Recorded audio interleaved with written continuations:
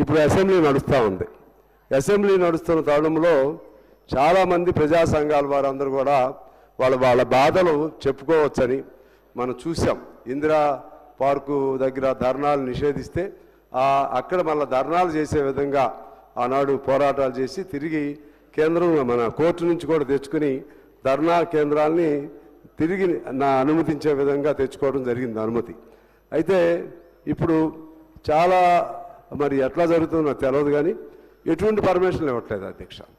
Assembly జరిగినప్పుడు వాళ్ళు ఏదన్నా ఉద్యమం చేసుకుంటే ఆ ద్వారా ఇక్కడి నుంచి ఏదన్నా కబురు ఇక్కడ ప్రభుత్వానికి అందుతుందనే ఆశ, అదేదో అయ్యిద్దనేది కాదు, కానీ అదొక ఆశ.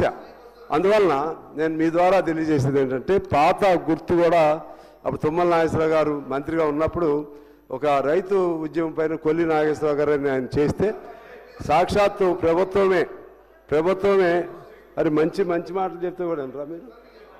అరే మీకు అందరి కోసమే చెప్పేది ఇది, మరి ఆగరాదు నా మీద